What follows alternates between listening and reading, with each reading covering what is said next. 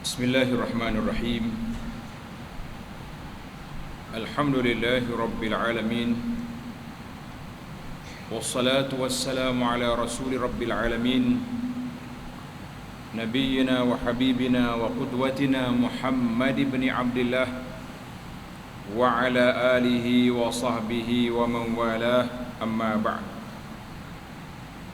Muslimin dan muslimat, para jemaah sekalian, alhamdulillah kita teruskan pengajian kita, perbincangan kita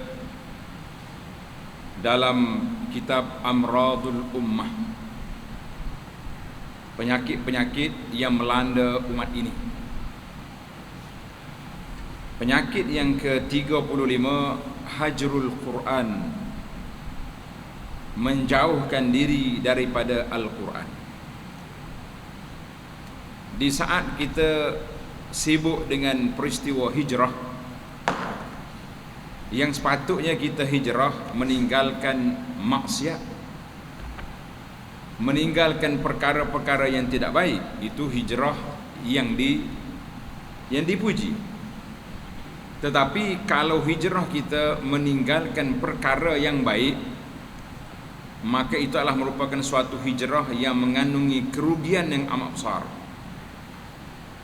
Maka dalam perbincangan kita yang dipanggil Hajrul Quran, menjauhkan diri daripada Al-Quran. Muslimin dan muslimat, para jemaah sekalian, bila sebut tentang Al-Quran, apa makna Al-Quran?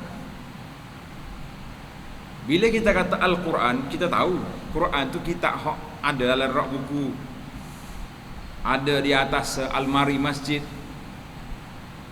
Tapi dari sudut makrifah tentang Al-Quran itu, sebagaimana kata di para ulama, bila kita kata Al-Quran, maka ta'rif dianya kalamullah. Al-Quran itu adalah merupakan kata-kata Allah,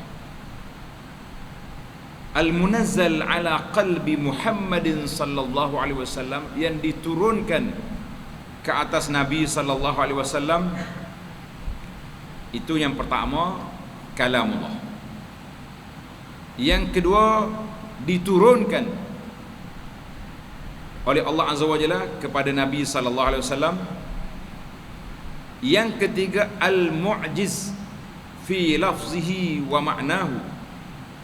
Al-Quran itu mu'jiz, mana melemahkan orang lain nak tiru dia dari sudut lafaznya dan juga makna dia. Tak boleh tiru.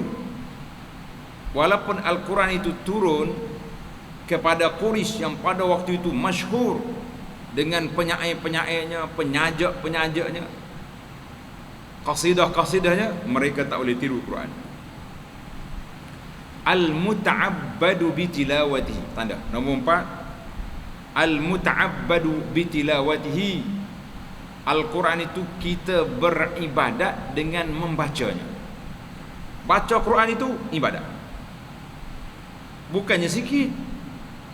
Nabi SAW bagi tahu setiap huruf 10 gandaan pahala. Maknanya kalau kita baca Al-Fatihah saja, sudah berapa huruf kita dapat. Al-mutahaddi bi aqsar suwarin min, yang Allah cabar dengan Quran ini surah yang paling pendek. Fa'tu bi suratin min misli. Tuhan kata, hei Arab, kalau kamu betul-betul gedebek, betul-betul hebat, bawa mari macam Quran, satu surah ya. Tak usah satu Quran, satu surah. Yang paling pendek tak dapat. Al-manqulu ilaina bitawatur. Al-Quran itu dipindah daripada Nabi sallallahu alaihi wasallam kepada para sahabat, tabi'in, sampai kepada kita ini bitawatur, dengan jalan tawatur yang diriwayat oleh orang ramai yang tak mungkin manusia boleh bohong, tidak mungkin. Al-maktubu fil masahif, yang tertulis dalam lembaran-lembaran kitab mushaf, min suratil Fatihah ila suratin Nas. Itu dia panggil ciri-ciri definisi Al-Quran. Ada berapa perkara kita banyak tadi kan? Kalam, turun, mu'jiz, muta'abbad, mutahaddi, mangkul, maktub, ada 7 sifat. Serengkahnya itu dipanggil Al-Quran. Maka Al-Quran yang kita baca ni ada 30 juzuk. 30 juzuk. Surah dia ada berapa? Berapa? 114. Alhamdulillah. Surah kita ingat 30 juzuk, 114 surah. Berapakah bilangan ayat Quran? Bilangan ayat. Berapa bilangan ayat? Siapa dia boleh jawab? Berapa? 6,000. Itu dia panggil ittifaq ulama. Ayat Quran itu 6,000 lebih. Lebih tu berapa? Pandai ayah kita jawab 6,000 lebih. Betul. Yang lebih tu berapa? Kau duk dengar selama ni, nak dengar berapa? Berapa? 6,900 lagi 60 ni ayat. Itu nombor kereta. Siapa dia boleh ingat? Fadal. Ya. Alhamdulillah. Siapa dia boleh ingat lagi? Baik. Hak ne tu tak tepi. Tidak ada dalam Quran 6,660 ni ayat, tidak sampai. Dia ada tadi seperti yang dijawab tadi 6236. Ini dia panggil bilangan mengikut mazhab Kufiyun. Ketika mereka susun, keluar dia 6,236 ayat. Ingat dalam kepala siapa ketua. Balik ajar cucu lah kau. Ya, tanya cucu ingat. Hak nenek tu nombor kereta biar ada situ. Kalau nak beli kereta baru tak saya dah. Nenek nak beli 6236. Maknanya betul jawapan yang pertama 6,000 lebih, betul. Khilaf sikitnya di berapa lebih. Jadi ada kata 6,236. Ini yang maktub dalam mushaf kita. Senang ya para jemaah sekalian. Kita ambil Quran, letak kalkulator depan, tak ada 5 minit. Fatihah 7, tulis 7. Al-Baqarah berapa? Tambah pula. Macam kita duk kira kedai kita tu lah kan. Siapa surah 6 keluar lalu berapa. Tapi oleh kerana kita tak aja kira, dengar orang kata timbullah 6 sampai tua. Bila buka mari tak akan jumpa. Itu dia panggil fakta dari sudut Al-Quran. Baik. Al-Quran itu diturunkan kepada Nabi sallallahu alaihi wasallam selama 23 tahun munajjaman, secara berperingkat-peringkat. Dia tak tahu sekaligus daripada Lauhil Mahfuz ke langit dunia, diturunkan pada malam satu malam Lailatul Qadar, kemudian diturunkan berperingkat-peringkat kepada Nabi sallallahu alaihi wasallam mengikut keadaan.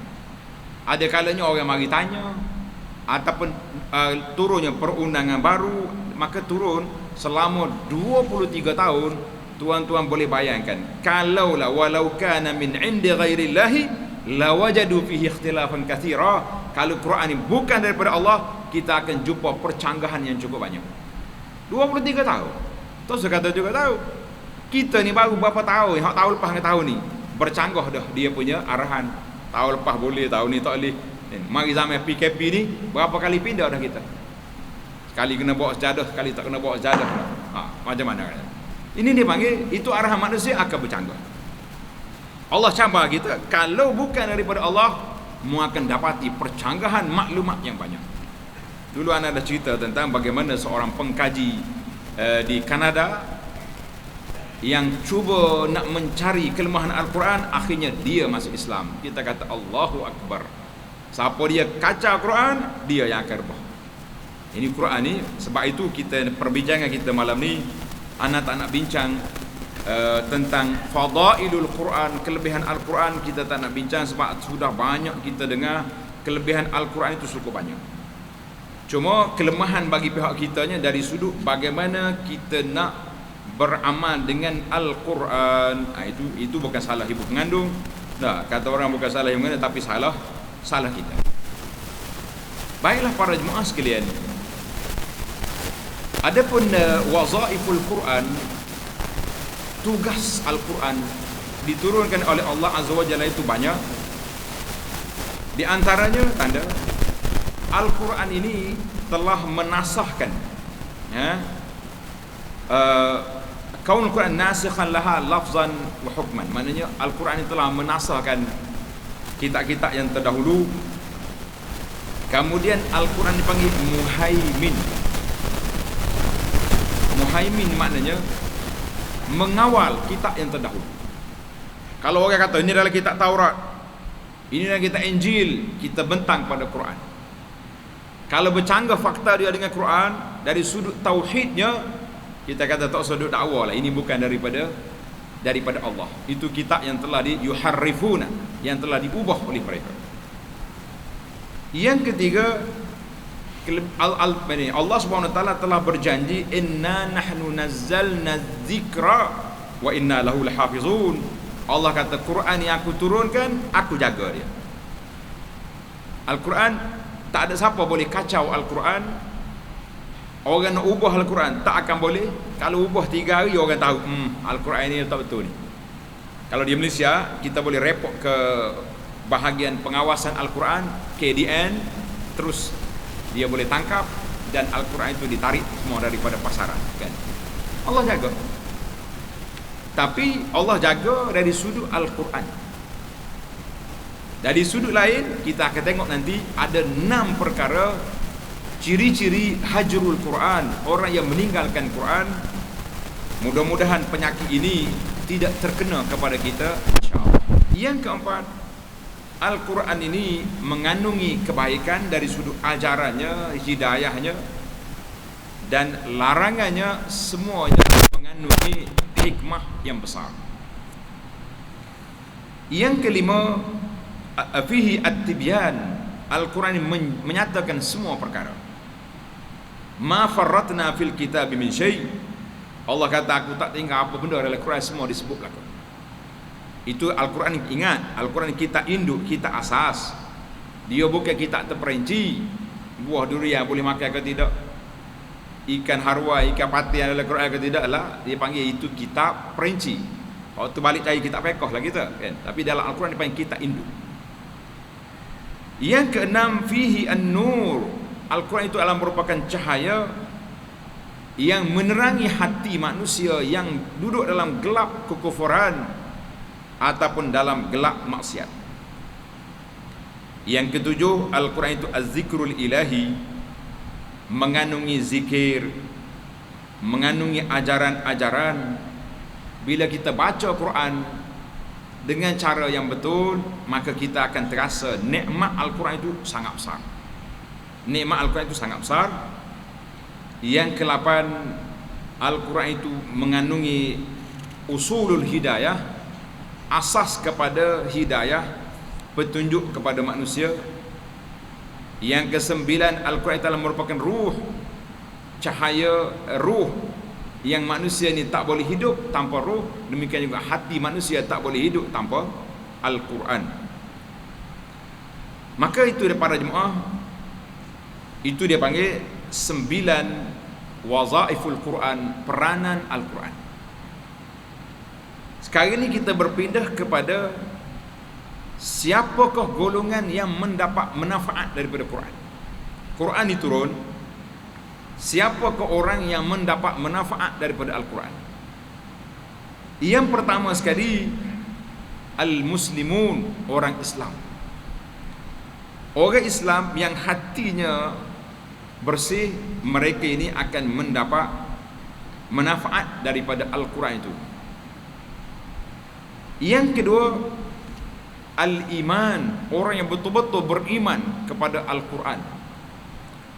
Ada orang yang iman tak kuat, Quran tu dia baca tapi tak tahu apa-apa, maka kita mengatakan itu tidak mendapat manfaat daripada Al-Quran. Yang ketiga, al-ihsan, orang yang bersifat ihsan, bersifat bahawa Al-Quran itu adalah merupakan penyuluh hidup dia, Al-Quran itu adalah panduan dia.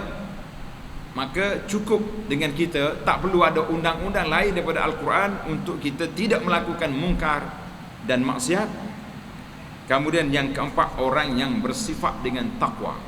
Makanya orang Muslim, Islam, iman, ihsan, takwa, orang ni insya-Allah orang-orang yang akan mendapat manfaat daripada Al-Quran. Maka siapa dia cukup syarat ini, insya-Allah Al-Quran itu menjadi penawar kepada dia, menjadi petunjuk kepada dia. Sebab itu Allah SWT sebut Al-Quran itu hudan wa syifa, petunjuk dan penawar. Kita ni penawar ada. Bila kita sakit, contohlah kita kata mudah-mudah, pergi hospital, doktor cek pagi sampai tengah hari, siap dengan ambil darah lagi, dengan ambil macam-macam ambil. Dia bagi ubat, kita bawa balik ubat, letak dalam almari, tak buka-buka, sakit tak hilang. Siapa salah? Salah ubat ke salah kita? Jawabnya salah kita, bukan salah ubat. Ubat makan pun tak. Kalau kita makan tak jadi, baru kita boleh komplain ke doktor, kan? Sekarang ni Al-Quran sudah turun kepada kita 1400 tahun lebih. Tetapi oleh kerana kita sakit tak menggunakan ubat ini, yang menyebabkan kita tidak terasa betapa Al-Quran itu suatu kitab yang indah, yang sepatutnya kita orang Islam, kita orang yang beriman, yang ada sifat ihsan, takut pada Allah Ta'ala dalam jiwa kita, patutnya kita telah mendapat manfaat daripada Al-Quran itu cukup banyak. Tapi kita tak dapat manfaat dengan sebab beberapa halangan yang akan kita sebut nanti, insya-Allah. Baiklah muslimin dan muslimat, para jemaah sekalian, oleh kerana tajuk kita ni Hajrul Quran, orang yang meninggalkan Al-Quran ataupun menjauhkan diri daripada Al-Quran. Bagaimana cara dia? Tanda tuan-tuan, ada 6 perkara. Orang yang menjauhkan diri daripada Al-Quran itu 6 sebab. Sebab yang pertama, kita ambil tanda dulu, kan? Sebab yang pertama, tak mau dengar Quran. Nak dengar pun tak mau. Satu. Yang kedua, meninggalkan beramal dengan isi kandungan Quran. Baca Quran hari-hari, halal haram, riba haram, kan? Pagi lagi duduk kedai ceti, nak kata apa? Yang ketiga, meninggalkan perundangan Al-Quran. Tak boleh pakai undang-undang Quran zaman kita ni. Kita kena pakai undang-undang Lok-Rek, undang-undang orang putih. Yang keempat, hajr at-tadabbur. Tak tadabbur Quran. Quran ada di tangan kita. Paling tinggi darjat kitanya, kita belajar tajwid, belajar baca, tapi tidak belajar memahami isi kandungan Quran. Itu juga dia kira sebagai al-hajru. Hajru maknanya kita meninggalkan Al-Quran dengan cara itu. Yang kelima, hajr al-istishfa' wa tadawi. Kita tinggal daripada berubat dengan Al-Quran. Baik para jemaah sekalian, 5 perkara, bukan 6, 5. Kita masuk pada satu-satu, insya-Allah. Yang pertama, bagaimanakah cara manusia ini hajrul Quran? Dengan cara meninggalkan, tak mau baca. Tak mau baca Quran dia.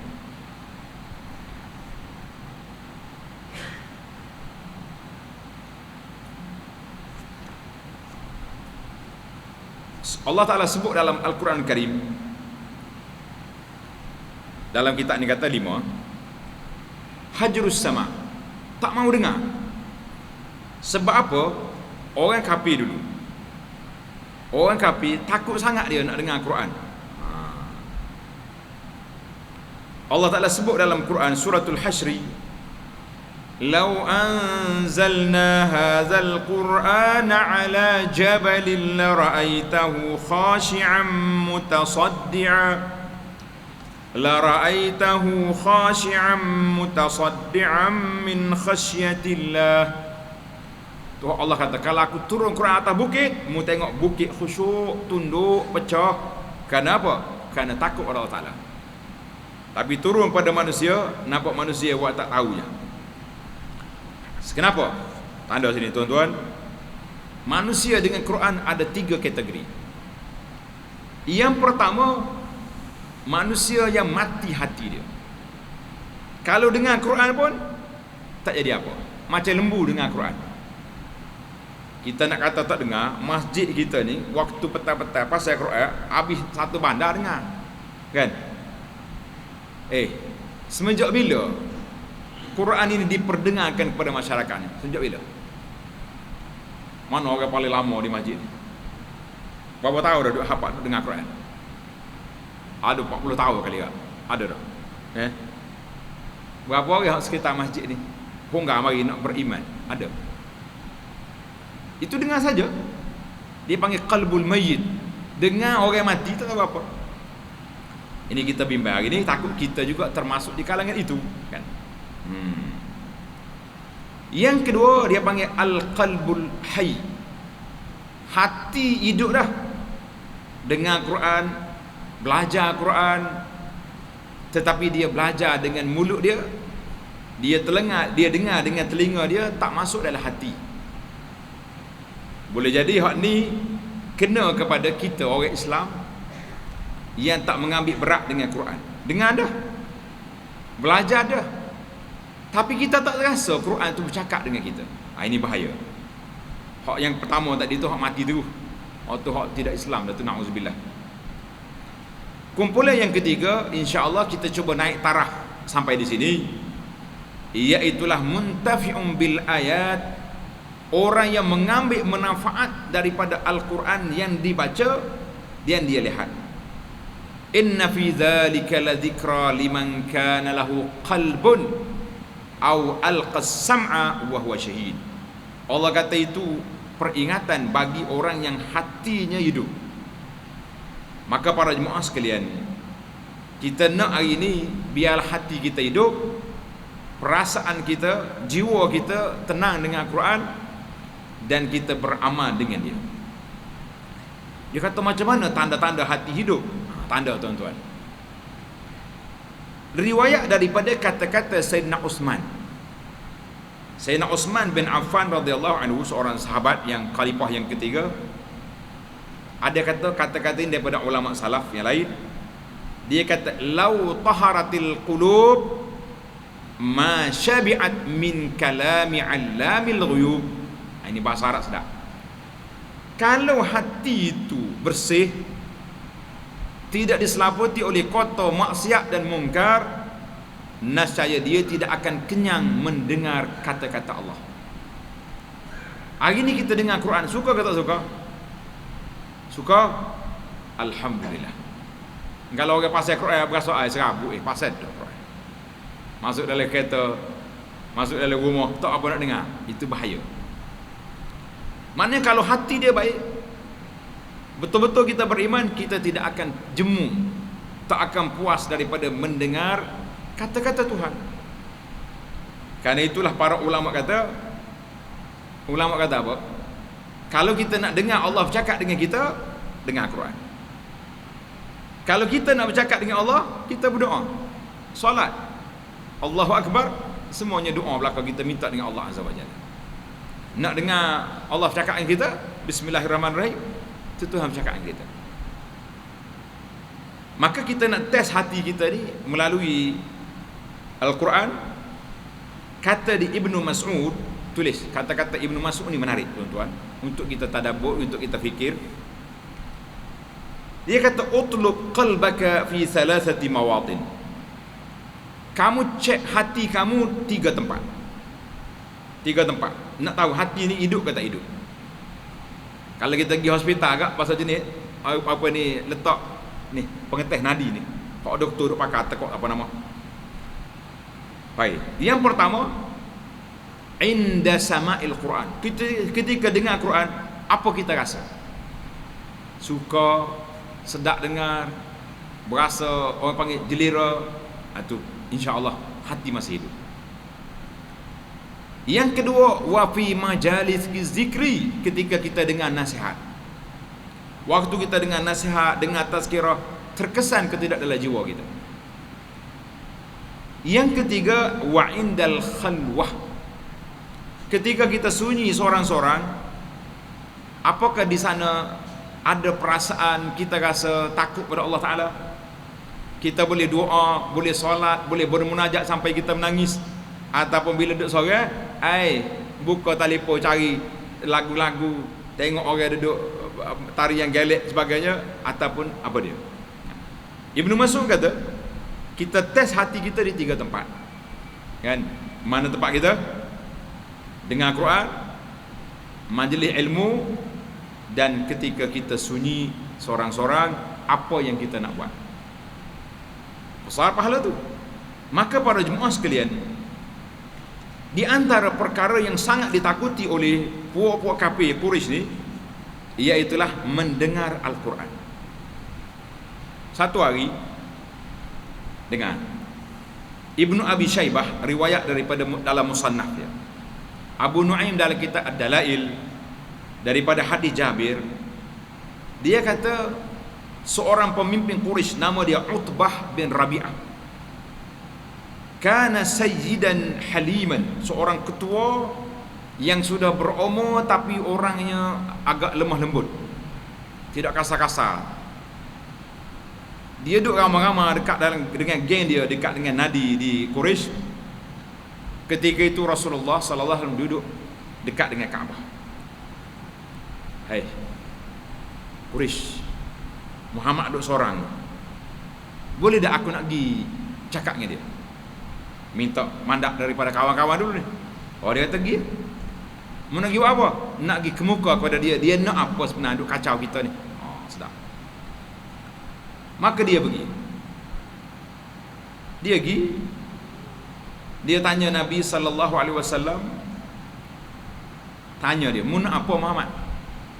Nak harta ke, nak isteri muda ke, nak keduduk kerajaan ke, nak pangkat ke? Pihak kami Quraisy boleh bincang. Nak apa?" Cerita ni panjang, saya ringkaskan masa kita terhad. Nabi kita ni bila orang bercakap dia dengar. Sampai Al-Walid ni Utbah ni selesai bercakap, Nabi tanya, "Afaragta ya Abul Walid?" Sudah dah. Habis dah poin, habis. Fasma' minni. Baru adil. Aku dengar mu cakap, mu dengar aku cakap pula. Kita ni kadang-kadang buah kita yang nak suruh orang dengarnya. Kalau orang nak cakap, tak payah, saya tahu dah. Ini Utbah, pemimpin Quraisy berhenti uslub hiwar ataupun dialog. Dia duduk. Nabi SAW baca surah Fussilat. Bismillahirrahmanirrahim. Hamim, tanzilun minar rahmanir rahim.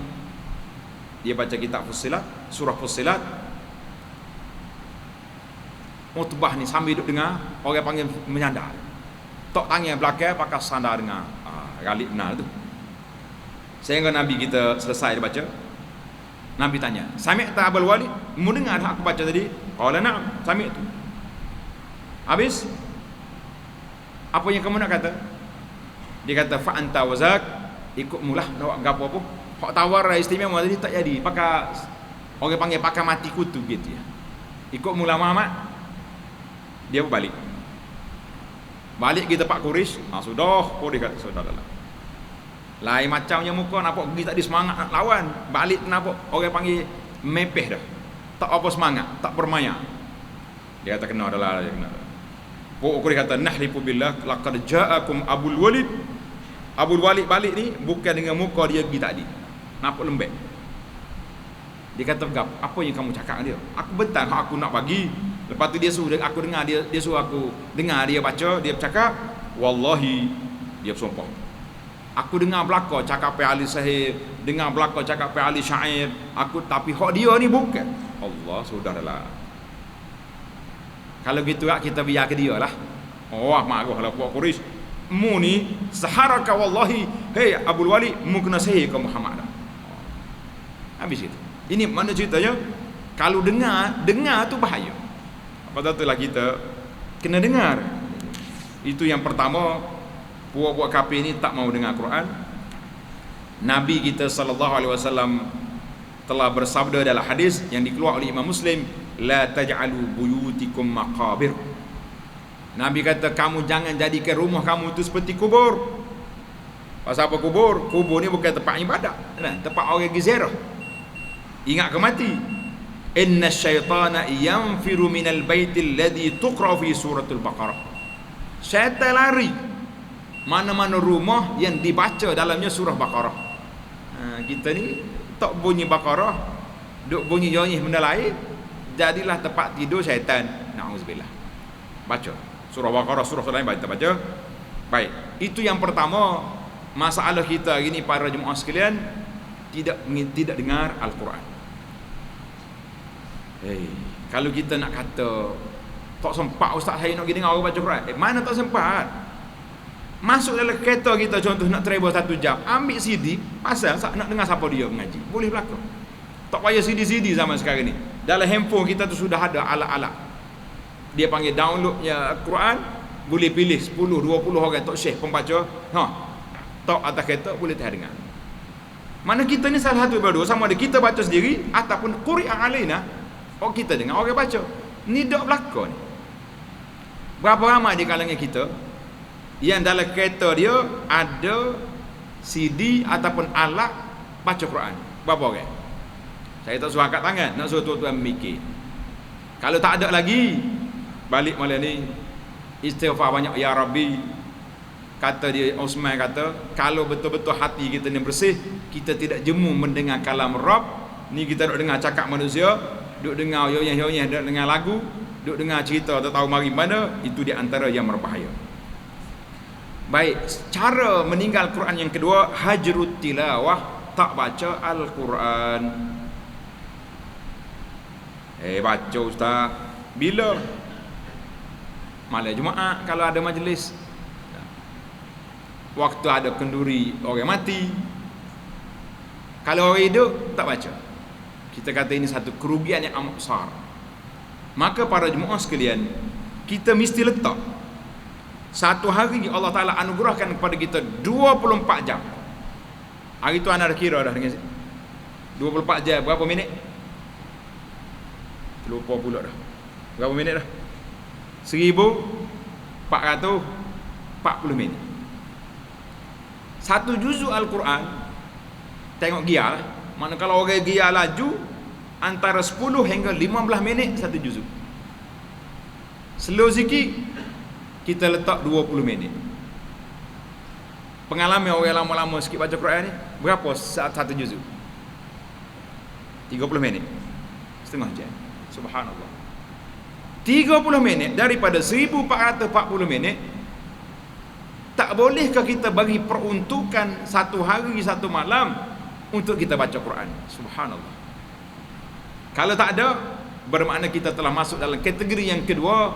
Dengar Quran pun tidak, baca Quran pun tidak. Kita kata wal'iyazubillah. Di mana kita dengan kitabur Rabbina? Di mana tanda hati kita hidup? Di saat kitab Allah Ta'ala kita tinggalkan. Wal'iyazubillah. Itu dua. Dia panggil hajru at-tilawah. Allahu Akbar. Yang ketiga, hajrut tadabbur. Ini tarah sikit. Meninggalkan tadabbur. Ustaz dia kata saya baca Quran. Kan? Dia baca Quran. Tetapi tidak memahami isi kandungan. Kita kata ini juga termasuk dalam salah satu daripada kategori hajrul Quran, meninggalkan Quran. Habis macam nak tadabbur, para jemaah sekalian, hak kita baca 30 minit tadi tu nak habis satu surah, biar kita baca. Tadabbur ni kalau boleh kita ambil walaupun 2 ayat Quran satu hari dalam hidup kita. Kita buka tafsir Quran, beli tafsir Pimpinan Ar-Rahman contohnya, tafsir yang bahasa Melayu ni. Banyak dah tafsir-tafsir bahasa Melayu yang masyhur sekarang ni. Apa nama tafsir hak paling laku sekali? Tanya Tokyo dia tahu. Macam-macam tafsir ada. Nah, tafsir Pimpinan, tafsir Al-Muni apa orang terjemah, 20 jilid, kan berat doa pula. Untuk orang Melayu ni tafsir Al-Azhar contohnya. Itu memang ditulis ikut bahasa Melayu. Banyak jadi kita ambil satu ayat, 2 ayat.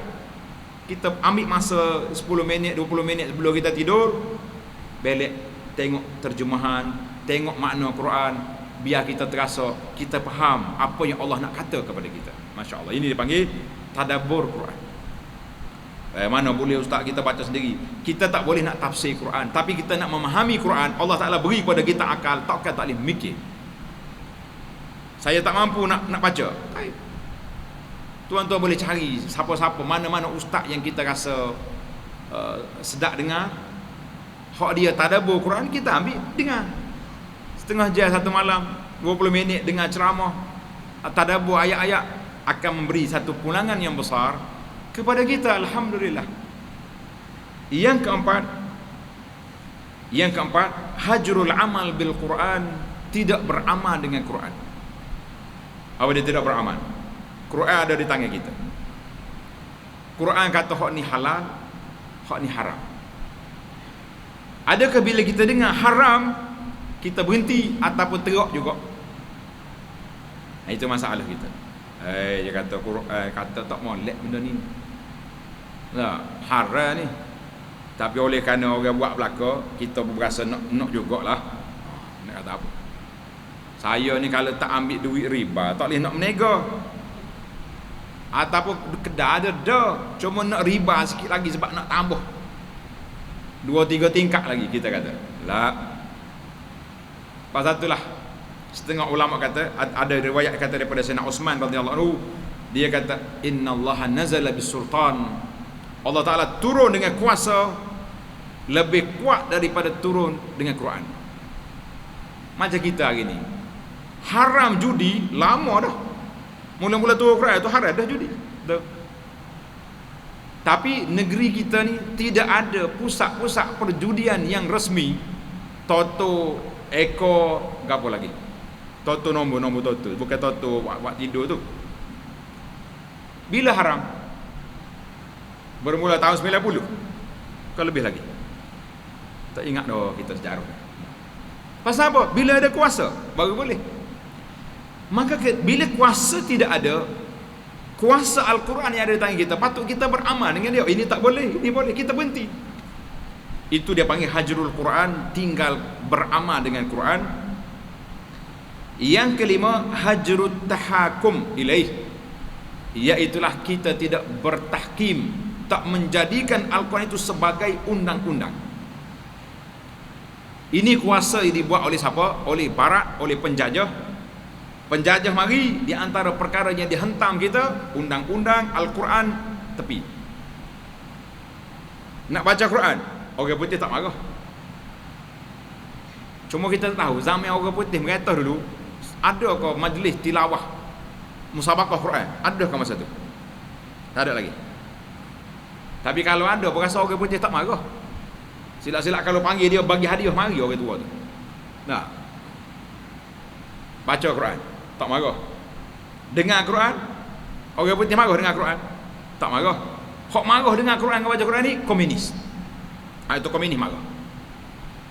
Ana waktu jatuhnya Soviet Union, Rusia ni jatuh, pecah dulu. Kerajaan Arab Saudi melalui Universiti Madinah, dia pergi ambil 200 pelajar daripada negara-negara Tantan Soviet apa benda yang jatuh, buat mari Madinah ni untuk belajar agama. Kita tanya dia, ya akhi, kaifa ta'allam, kaifa taqra' Quran? Macam mana membaca Quran? Dia kata datuk nenek kita bawa dalam masuk dalam rumah dia gali lubang. Duduk dalam lubang itulah dia mengajar Quran, dia belajar solat. Kalau duduk di luar takut dengar ke pokok komunis ni, habis sekali rumah dia bakar, sekali dengan orang. Bahaya. Itulah. Mana orang putih tak marah kita baca Quran, tak marah kita dengar Quran. Kalau kita nak beramal dengan Quran, ada benda yang dia marah, ada yang tak marah. Macam undang-undang pusaka, undang-undang nikah kahwin, boleh. Bila mari kepada yang kelima, at-tahakum, bila nak buat undang-undang Quran, orang putih kata no. Dia telah buat perlembagaan persekutuan.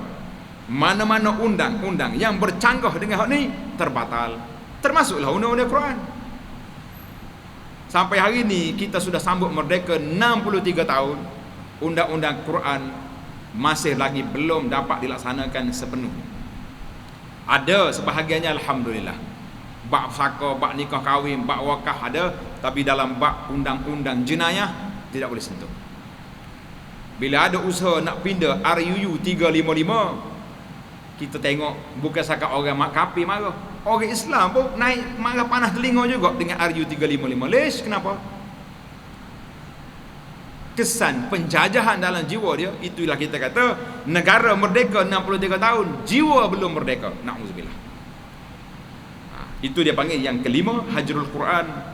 Kemudian kita pergi kepada yang terakhir para jemaah sekalian, iaitu yang terakhir dia panggil hajrut tadawi bil Quran. 6. 5 tadi yang awal, tambah satu lagi, dia panggil hajrut tadawi bil Quran, tinggal berubat dengan Quran. Istishfa' bil Quran. Allah sebut dalam suratul Isra, wa nunazzilu minal Qur'ani ma huwa shifaa'un wa rahmatul lil mu'minin. Allah kata kami turunkan Quran ini syifa', penawar, ubat dan rahmat bagi orang yang beriman. Maka para jemaah sekalian, penyakit yang boleh diubati oleh Quran, sama ada penyakit dia sebut amradil qulub, penyakit batin, memang dia boleh diubati dengan Quran. Orang syirik, orang syak, orang ragu, orang hasad, orang apa saja, Quran ubat. Bahkan penyakit fizikal boleh juga diubati dengan Quran, sebagaimana yang telah berlaku kepada sekumpulan sahabat Nabi radhiyallahu anhu. Dia pergi jalan satu tempat, minta izin dengan orang kampung ni nak jadi tetamu. Orang kampung ni tak mau bagi. Tak mau.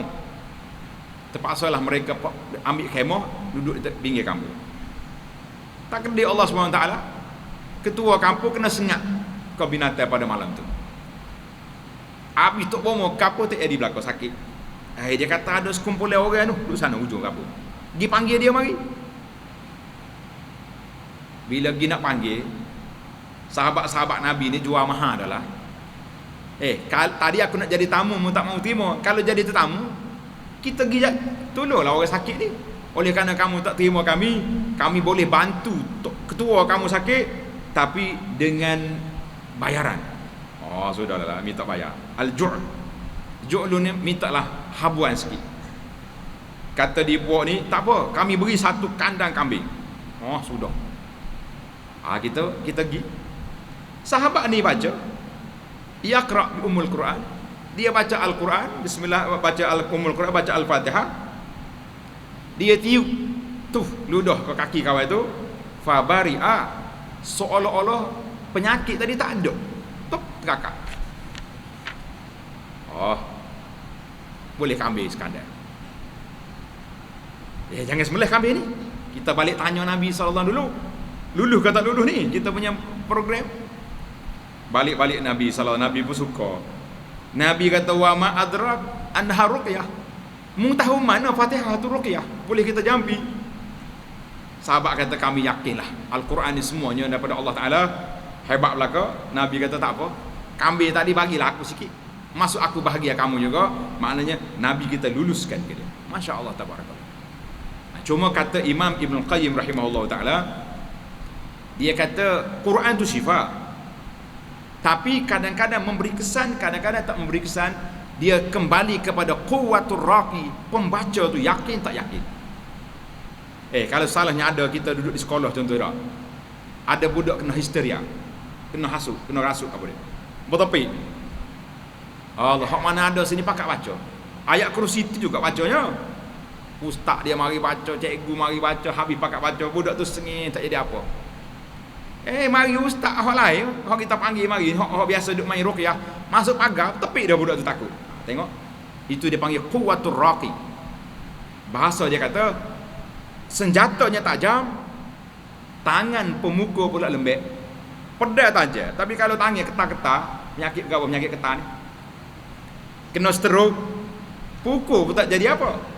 Bukan salah pedang, bukan salah golok, salah tangan. Maknanya kalau kita baca tak jadi ubat kepada pesakit, bukan salah Quran, salah ar-raqi, salah kita pembaca, tidak begitu kuat keyakinan. Jadi para jemaah sekalian, 6 perkara ini. Yang besarnya kita ambil yang 2 tadi, iaitulah baca, dengar, baca, beramal, tadabbur, insya-Allah para jemaah kita mampu untuk melakukannya. Marilah kita keluar daripada kelompok hajrul Quran, orang yang telah meninggalkan beramal ataupun membaca atau mendengar Al-Quran. Boleh ke tak boleh? Insya-Allah. 24 jam. Satu juzuk hanya 30 minit. Fikirlah ambil. Oi, saya tak boleh satu juzuk 30 minit, tak 1 jam. Kau baca setengah juzuk. Ni masalahnya tak baca. Bila orang tanya, sengih suka, tak boleh bagi tahu. Takut riak. Oh, sedap dia jawab. Berapa juzuk hari ni baca Quran? Tak boleh tahu. Takut riak. Kalau sebenarnya ana kata kalau takut riak jangan jawab. Ya kita bimbang bukan takut riak, takut tak ada. Mana baca Quran banyak mana gini? Sabar, maaf dah tak boleh cerita ni. Nah. Bisik-bisik bukan tak boleh bercerita, tak boleh nak royak muka pakai tak ada. La haula wala quwata illa billah. Ini termasuk insya-Allah kita sambung lagi dalam siri yang akan datang penyakit-penyakit umat yang lain pula. Mudah-mudahan bila tahu penyakit kita akan mencari penawarnya insya-Allah. Subhanakallahumma bihamdika asyhadu an la ilaha illa anta astaghfiruka wa atubu ilaik. Wa sallallahu ala nabiyyina Muhammad wa ala alihi wa sahbihi ajma'in walhamdulillahi rabbil alamin.